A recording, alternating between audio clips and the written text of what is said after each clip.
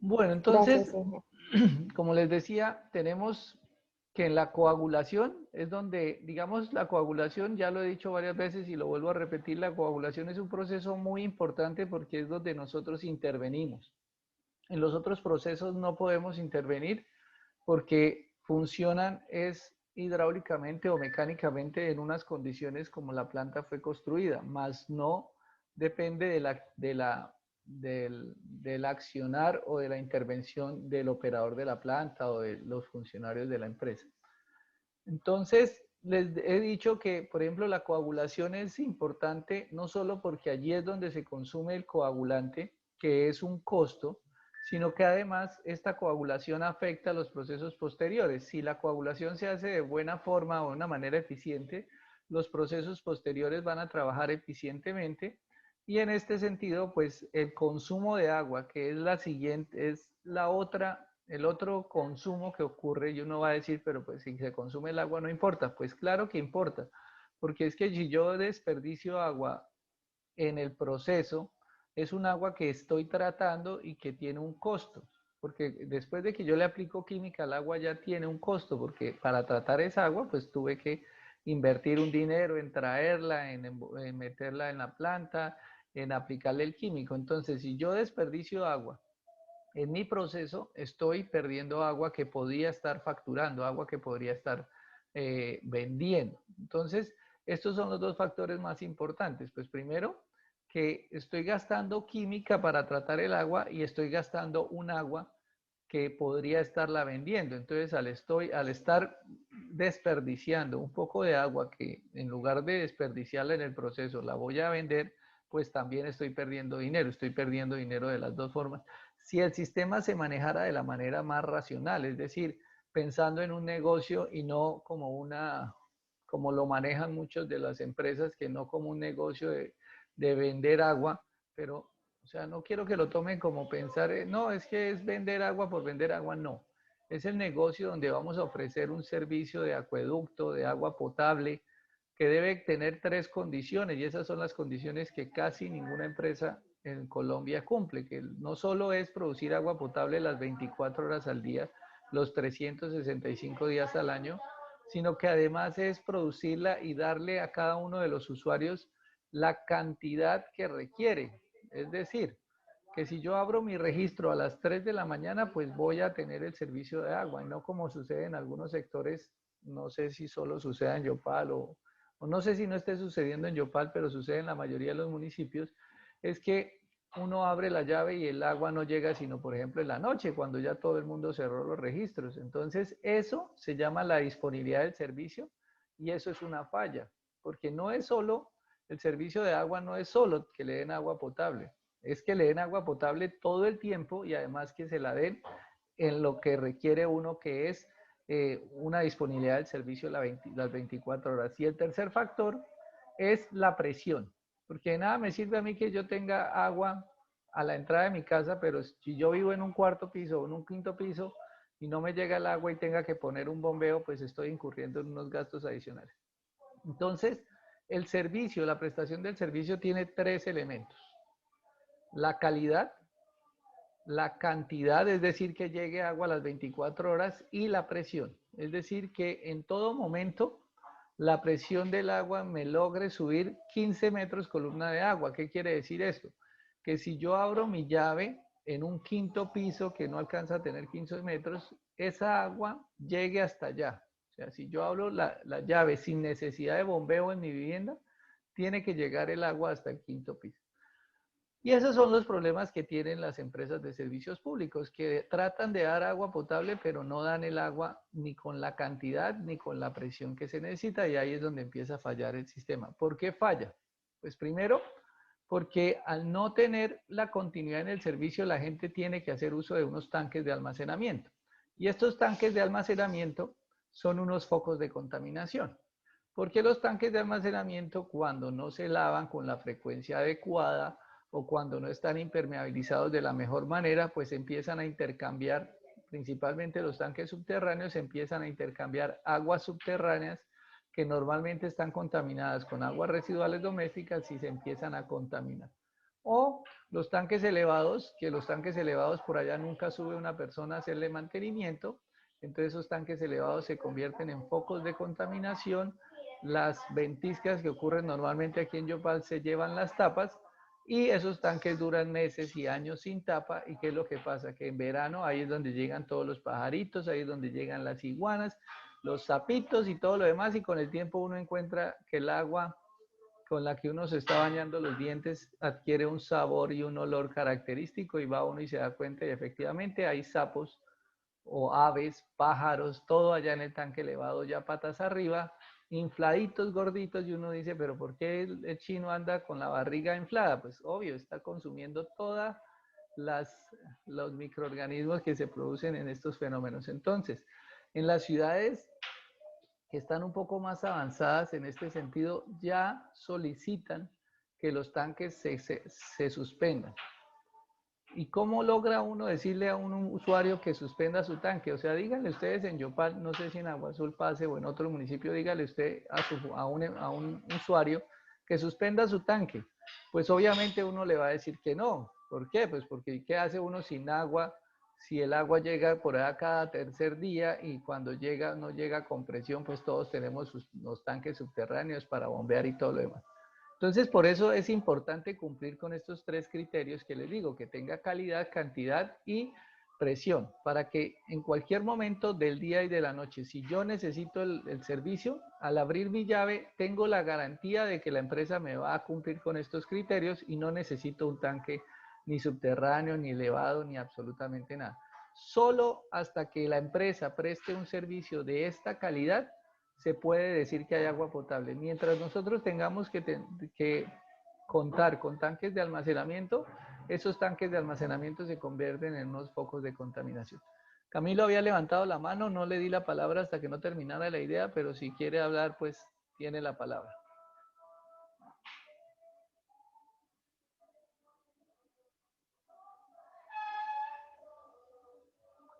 Bueno, como no habló, entonces continuamos. Profe, yo tengo una pregunta. Dígame, Lorena. ¿El agua que está en los tanques elevados se puede devolver otra vez para la tubería de la calle? ¿Y puede registrar en el contador? Suele pasar si ustedes no tienen una válvula de cheque a la entrada del medidor, antes del medidor, pasa que algunas personas, cuando la tubería se desocupa, entonces el agua de las casas se devuelve por la misma tubería de entrada. Entonces normalmente uno debe instalar una válvula de cheque que evita que el agua se devuelva. No sé si el consumo, o sea, el medidor enmarque para atrás. Me imagino que hay unos que sí, hay otros que no, pero normalmente puede Ingeniero, pasar eso si uno no tiene esa válvula de cheque, como le comento. Sí, señor Camilo, le escucho. la primero era que si había de pronto posibilidad de que su merced proyectara pantalla para ir anotando de pronto los temas Pero que es que, ¿qué estamos voy a hablando. proyectar pantalla si no tengo nada de eso, de lo que les estoy diciendo? Bueno, y dos, es que hay un problema en la casa de un tío que dos veces hay una persona del acueducto a verificar por qué hay un escape o fuga de agua en el sistema y no le dan con el chiste, pero sí en el registro aparece pues el consumo.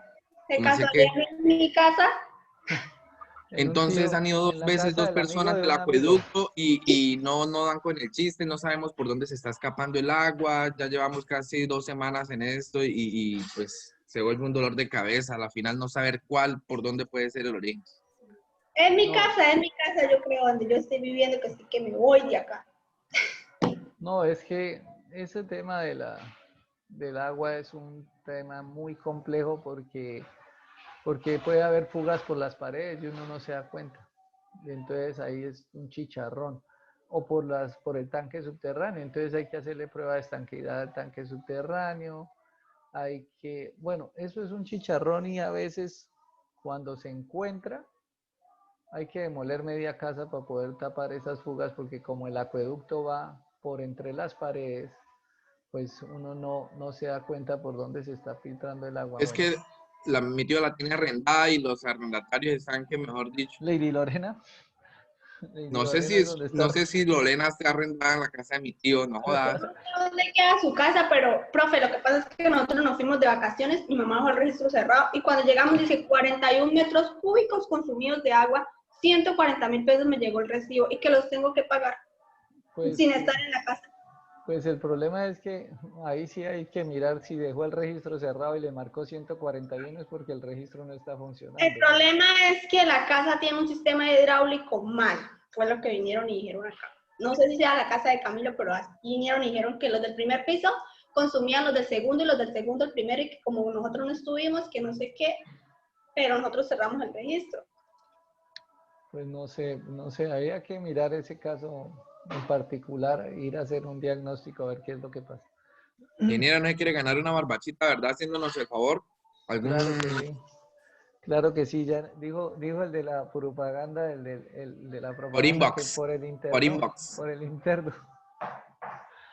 Bueno, entonces, para recapitular, bueno, sigamos grabando, ahí ya está grabando. Sí.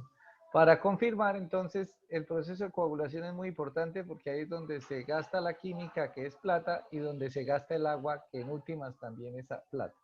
Entonces, si pensamos en un servicio eficiente, tenemos que pensar en que la planta de tratamiento debe ser eficiente y debe tratar de trabajar con el mínimo costo.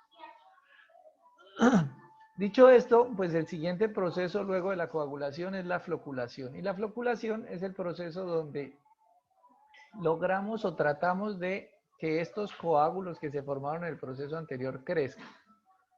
Y el RAS, si se acuerda que lo miramos, el RAS dice que la floculación debe tener tres tipos o tres sectores hidráulicos. Y ya ahorita les explico esto con más detalle. Lo cierto es que técnicamente hablando, los flóculos, al comienzo, los coágulos, para que ellos crezcan, pues necesitamos que ellos choquen unos con otros de manera vigorosa para que su unión sea como fuerte. Pero en la medida que ellos van creciendo y crecen es porque se van uniendo más coágulos al flóculo. O sea, el flóculo crece es porque se van uniendo más flóculos pequeñitos. En la medida que él va creciendo necesitamos reducir el tamaño, la agitación de la masa de agua, porque finalmente nosotros cómo logramos que el coágulo choque uno con otro, pues haciendo que el agua se agite.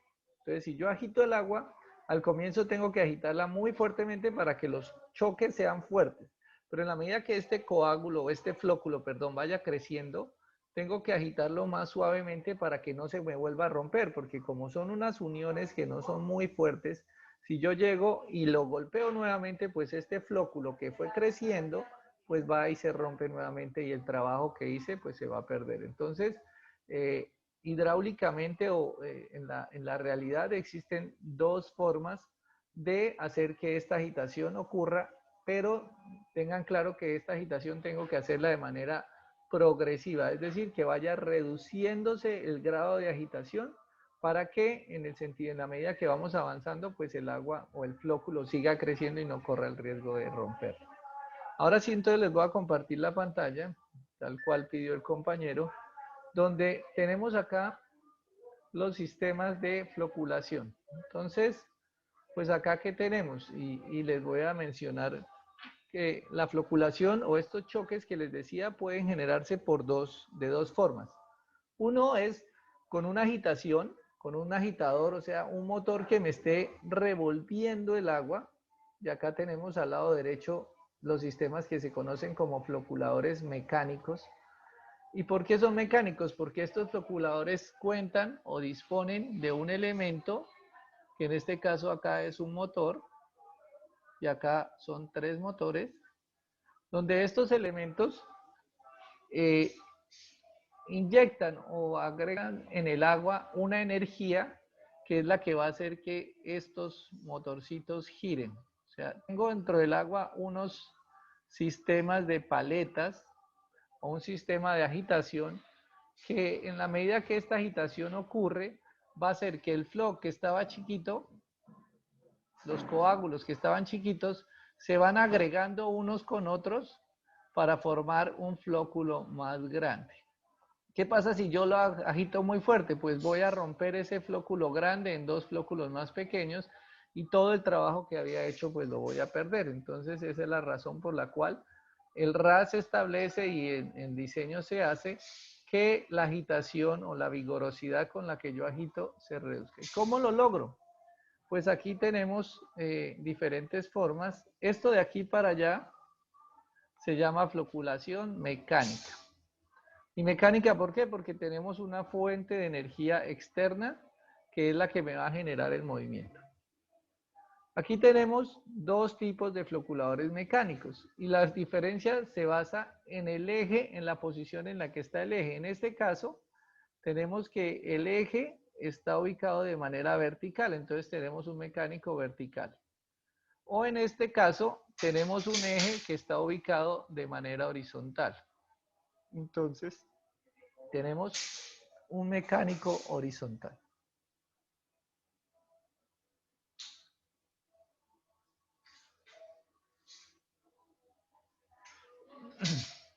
Entonces, el vertical y el horizontal, pues ahí uno puede ver las diferencias, pero si no, pues se las voy a explicar. Ambos agitadores, ambos floculadores, miren acá, voy a explicarles acá el dibujo más o menos porque de pronto no es claro. Acá tenemos una estructura que está aquí en azul. Esto azul es la lámina de agua. La lámina de agua a lo largo del floculador. Entonces,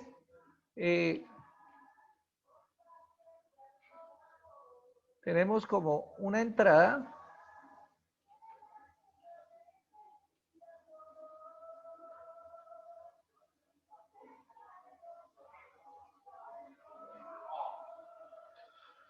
Una entrada, por acá va a ingresar el agua.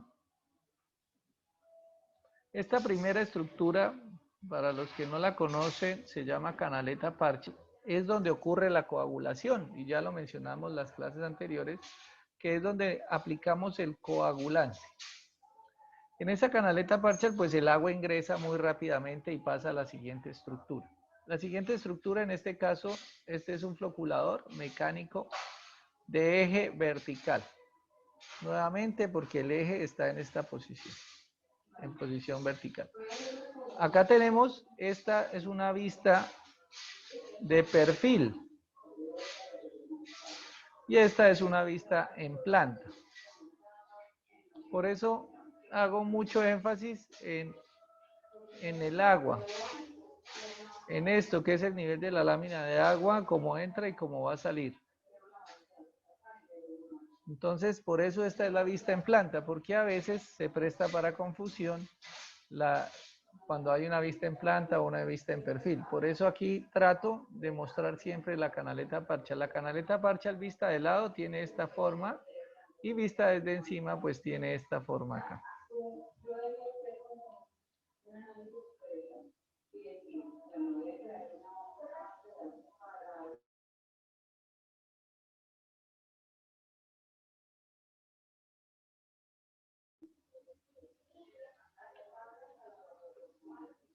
Hola, hola. Entonces, Señor, teniendo esto claro, bueno, es que no sabía si seguían ahí o ya se habían ido. El agua, aquí, esto como es una vista en planta, es como si estuviéramos viendo desde arriba. Tenemos unos agitadores que son del tamaño del tanque. Ustedes van aquí, se ve chiquitico, pero esto puede tener, por ejemplo, 3 metros de largo por 3 metros de ancho. O sea, son unos tanques grandes, y 5 metros de profundidad más o menos. 5 metros. Donde el agua va a entrar por la canaleta, pues, y va a estar siendo agitada. ¿Cómo hago para que en el primer sector, esto se llama el segundo sector y este es mi tercer sector, cómo hago para que en la medida que el agua avanza a lo largo del proceso, la agitación vaya disminuyendo? Para eso existe un término que se llama el gradiente de velocidad, que es como la rigurosidad o la vigorosidad con la que yo hago la agitación. Y el gradiente de velocidad, dice el RAS, que debe ser máximo 90 y mínimo 10. Entonces, ¿qué pasa? En el primer sector le doy un gradiente alto y en el último sector le doy un gradiente pequeño. ¿Cómo logro cambiar el gradiente a lo largo de mi floculador? Pues simplemente con la velocidad con que estoy girando. Entonces, por ejemplo, esta primera cámara la giro a 6 revoluciones por minuto, la segunda la puedo girar a 5 y la tercera a 4. Entonces, ¿qué pasó? Cuando voy pasando a lo largo de mi floculador, como en esta primera cámara tengo una agitación más fuerte, pues el agua se va a golpear o se va a agitar mucho más fuerte. En la segunda la agitación es menor porque tengo menor velocidad y en el último la agitación es la menor, tengo la menor velocidad y así logro que mi gradiente de velocidad o la velocidad con la que estoy, la vigorosidad con la que estoy agitando el agua, pues vaya a reducir. Entonces, en floculación hidráulica vertical, el gradiente se cambia es con el número de revoluciones por minuto. En el primero tengo 6, en el segundo 5 y en el tercero 4. Entonces, en esa variación estoy logrando que la vigorosidad de la agitación o la turbulencia en mi agitación sea menor. Eso para el hidráulico vertical. ¿Por qué? Pues porque aquí tengo 3 motores. Como lo podemos observar, tengo 3 motores, entonces a cada motor le puedo poner una velocidad diferente. ¿Qué pasa con los otros floculadores? Esto ya no deshizo más. Bueno, con el otro floculador, que es el floculador de eje horizontal, que este es el eje, acá, esta es una vista de lado, miren que aquí está el agua, es una vista en perfil, y este es una vista en planta, pues igual se ven lo mismo, pero observen que el eje es un solo eje, de aquí hasta acá, este es el mismo motor, sino que y tiene un solo eje, sino que en la vista en perfil es la misma vista en planta. Aquí no se agrega nada, no hay nada nuevo que agregar. ¿Qué pasa en este caso? Como tenemos un solo motor, pues no podemos estar cambiando el número de revoluciones a lo largo de cada sector, porque como hay un solo motor, el motor gira a una velocidad y todos los sectores van a girar a la misma velocidad. Entonces, ¿cómo hago para cambiar el gradiente o la agitación? Pues aquí se ve gráficamente qué es lo que hago. En el primero coloco más paletas o más, cuando uno va en un barco y está agitando o quiere avanzar más rápido en el agua, pues tiene una paleta grande, ¿cierto? Podemos hacer dos cosas diferentes para avanzar más en un barco cuando estamos remando, en un bote. O movemos más rápido el remo para avanzar más rápido o conseguimos un remo más grande que me va a causar más, voy a requerir más energía para moverlo, pero él me va a generar más movimiento. Entonces eso es lo que hacemos acá. En el primer sector colocamos un remo más grande y en la medida que vamos avanzando, vamos colocando o menos remos, porque en este caso, de aquí del primero al segundo, lo que hicimos fue reducir la cantidad de paletas, que es esto rojo que se ve acá. Esos rojos son como unos listones en madera que se ubican en el tanque, que aquí se pueden ver lateralmente. Estos son 3 listones de madera. Este es el sentido de giro. Entonces, cuando esto está girando, los listones son los que agitan el agua. Si yo tengo menos listones, pues hay menos agitación, como es el caso de acá o acá, que hay menos listones.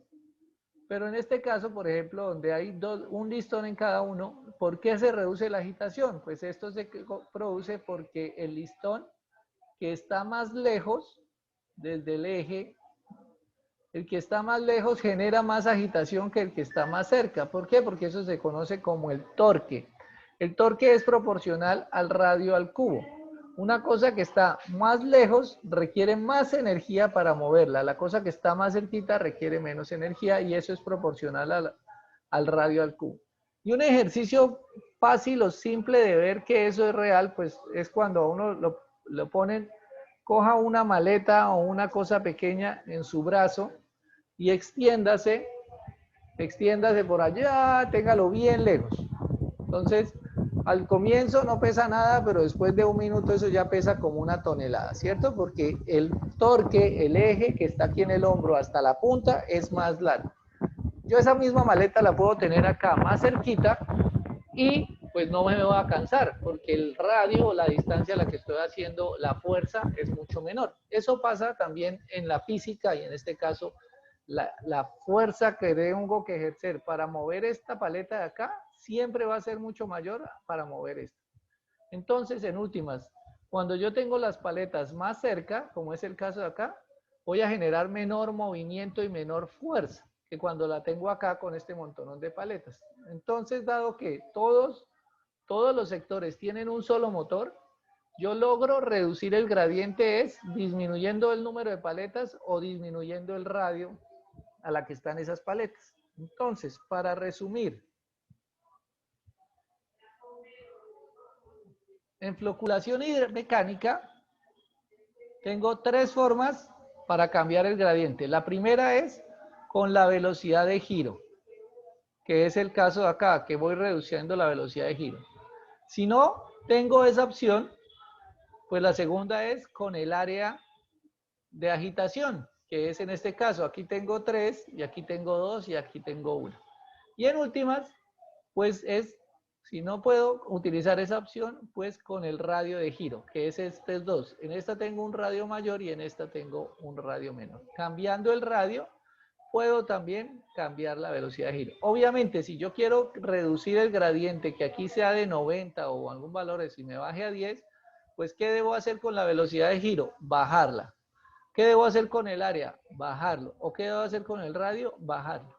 O en algún momento puedo hacer los tres, como pasa, y aquí se ve en este ejercicio, en esta parte de abajo, donde en estos dos tengo la misma configuración, es decir, de a 3 paletas por cada lado, y en esto, aunque tengo las mismas 3 paletas, se observa que son más pequeñitas, que están más cerca del eje. ¿Por qué? Porque hidráulicamente cuando se estuvieron haciendo los cálculos, estas o esta última no cumplía el criterio, por eso nos tocó hacerle no solo cambiar la velocidad de giro, sino también nos tocó cambiar el radio. Pero eso ya lo vamos a entrar en detalle cuando estemos en el curso de potabilización. Por ahora, lo que debemos tener claro es que las formas para cambiar el gradiente en floculación mecánica son estas tres, que es disminuyendo la velocidad de giro, disminuyendo el área del área que está efectiva, que está agitando el agua, o disminuyendo el radio en el donde se están los elementos que estamos agitando. ¿Alguna pregunta?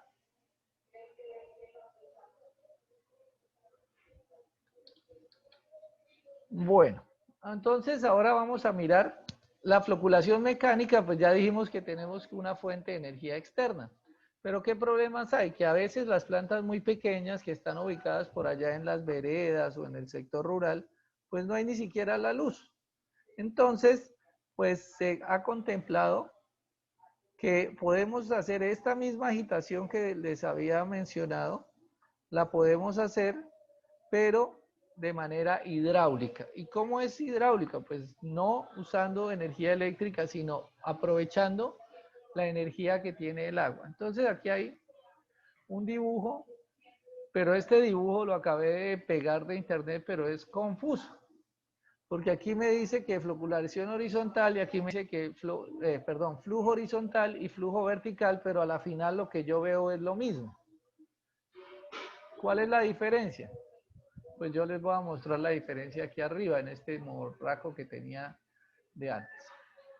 Nuevamente aquí como está el flujo de agua, entonces ya podemos observar que esta es una vista en perfil. En esta vista en perfil, pues ¿qué vemos? Que el agua ingresa y desciende. Para pasar a la siguiente cámara, hay un orificio en la parte inferior, pasa a la siguiente cámara y ahora asciende. Y ahora en la siguiente cámara el orificio está en la parte superior y desciende. Y así va a ser el mismo procedimiento. Entonces aquí tenemos que esto es un floculador hidráulico, pero en este caso, perdón, es un floculador hidráulico, pero en este caso, como la dirección del flujo es hacia abajo y hacia arriba y hacia abajo y hacia arriba, eso se conoce como flujo vertical, porque el agua se está moviendo verticalmente. En la primera cámara baja, en la segunda cámara sube y así sucesivamente hasta en la última cámara. El de flujo horizontal pues es lo mismo, solo que se mueve es horizontalmente y por eso acá se llama como flujo horizontal porque esta es una vista en planta. Y al ser una vista en planta pues es como si yo estuviera viendo eso desde arriba, desde la parte superior. Entonces es lo mismo que yo tenía en flujo vertical, pero ahora si yo lo miro desde arriba, él se va a mover horizontalmente en una dirección, luego se devuelve, luego va y luego va. Y hace este recorrido de manera horizontal. Y este, es que por eso este es confuso, porque este dice que es vertical, el agua debería entrar por aquí arriba, por eso sale por aquí arriba. Esto está mal, eso lo descargué ahora de internet. Entonces el agua viene, baja, sube, baja, sube. Por eso dicen que esto debería ser una vista de perfil para hacer ese recorrido. Entonces mejor olvídense de este que es confuso y solo piensan en este, donde el agua baja, sube. Y en este de acá, pues es una vista en planta, es una vista desde arriba que llaman planta y el agua se mueve horizontalmente en zigzag, gusaneado, serpenteado, como lo quieran llamar, ese hace ese recorrido, pero horizontalmente, es decir, en una habitación el agua va y se devuelve horizontalmente. ¿Cómo logro reducir el gradiente en una floculación hidráulica? Pues aquí hay varias formas y se las voy a explicar en este momento.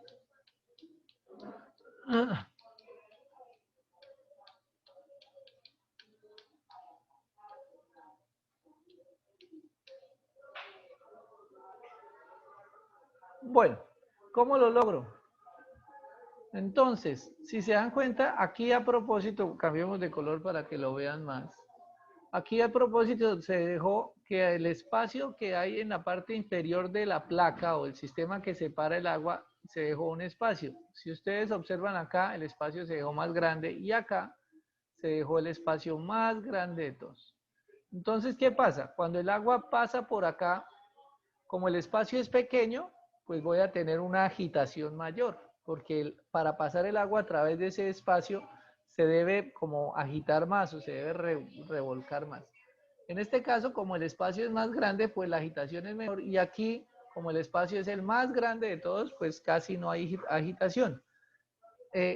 Tengan claridad que en este caso la agitación solo ocurre en la parte inferior o en la parte superior y ya les explico. Pero en el recorrido, ya sea hacia abajo o hacia arriba, no hay agitación. Pero ¿qué pasa? Pues como los flóculos están moviéndose y ahí están sometidos a la gravedad, pues ellos van a tratar de bajar, pero en la medida que el agua va subiendo por el flujo, pues va a ocurrir una agitación, digamos, en el sentido de flujo, que va a ayudar a que los flóculos crezcan. En la dirección, en la parte inferior vemos que hay una diferencia de tamaños. En la parte superior también lo hice aquí a propósito del dibujo. El espacio es pequeño, aquí en el siguiente el espacio es grande y el siguiente el espacio es más grande. ¿Cómo se logra eso? Bueno, eso no se preocupen que ya en el curso de potabilización vamos a ver en detalle cómo es la hidráulica de ese funcionamiento, cómo hacemos para que cuál va a ser estos tamaños, estas áreas, pero por ahora entendamos que ya sea un floculador hidráulico vertical o un floculador hidráulico horizontal, que son los dos tipos que tenemos acá, dependen del flujo, podemos variar el gradiente o la agitación es con el espaciamiento que existe en las diferentes curvas. En el horizontal, pues es lo mismo. Esta gráfica pues también quedó mal porque aquí le puso a todas la misma. Realmente, en realidad, lo que pasa es que al comienzo tenemos un espacio más pequeño y al final vamos a tener el espacio más grande. En los primeros tenemos un espacio pequeñito y en los últimos vamos a tener un espacio muy grande. ¿Para qué? Para que al final el agua sufra una agitación menor. Por último, de los que vamos a ver en el curso, pero no quiere decir que sean los únicos, existen unos floculadores hidráulicos, pero se llama un floculador que yo lo llamo mixto. ¿Por qué mixto? Porque ocurren las dos cosas en el mismo floculador y este floculador que tenemos acá se llama el floculador Alabama. Floculador hidráulico Alabama o floculador Alabama, porque no hay mecánicos Alabama, sino el floculador Alabama y ya se sabe que es un floculador hidráulico. ¿Cómo funciona él? Pues nuevamente aquí, si se dan cuenta, tenemos el agua, esta es una vista en perfil y el agua tiene que descender. Pero a diferencia del floculador hidráulico vertical, en cada cámara el agua sube y baja. En cada cámara el agua tiene que subir y bajar. Aquí pues ya se va. Y adicionalmente, el agua para poder pasar a la siguiente cámara tiene que avanzar horizontalmente, o sea, ella avanza verticalmente y además avanza horizontalmente, por eso yo lo llamo un floculador mixto, porque tiene los dos movimientos, un movimiento horizontal para salir a la otra cámara, porque si se dan cuenta, esto que está acá son los tubos que reciben el agua, entonces para pasar a la siguiente cámara, los tubos están de manera intercalada y pues para pasar a la siguiente cámara tiene que avanzar horizontalmente. Y además, pues en cada cámara tiene que subir y bajar. Entonces este es un floculador mixto, son muy buenos, trabajan muy bien, pero para unos caudales muy pequeños. En este caso el caudal es menor a 20 litros por segundo. En caudales muy pequeños tenemos que estos floculadores trabajan muy bien. ¿Cómo hago para reducir el gradiente en este floculador? En este caso, y la gráfica también lo hicimos a propósito, ¿dónde vamos? En este caso, se dejan, aquí en la parte superior se dejan unos orificios que en la medida que vamos avanzando, el orificio se va haciendo más grande. No solo el orificio, sino también el diámetro del tubo. Mire que este diámetro del tubo cada vez se hace más grande.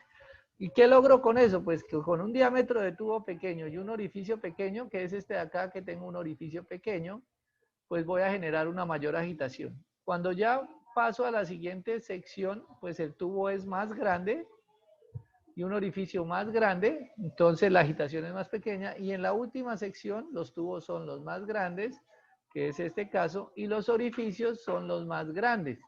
Entonces en ese caso vamos a tener la agitación menor.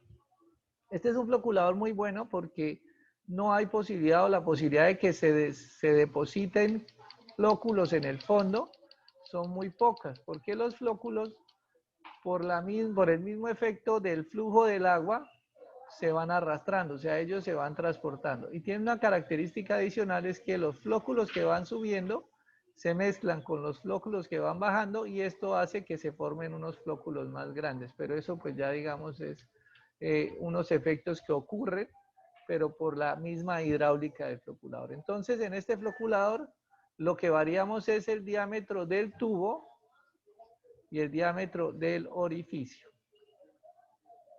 En estos floculadores, lo que se cambia, hay varias formas de cambiar la hidráulica, en este caso es el espaciamiento entre paredes, pero realmente la más importante es estos valores. Los espaciamientos entre el muro, en este caso entre el muro y el piso, y en el horizontal entre el muro y la pared. Esas son las formas. Y en el mecánico tenemos tres formas que ya las vimos por acá, que son, uy, se borraron, pero bueno, vuelvo y se las repito, la velocidad de giro, el radio, bueno, antes del radio, el área de giro, y por último, el radio de giro. Esas son las tres formas. Y acá pues tenemos todo el resumen de todos los 3 o 5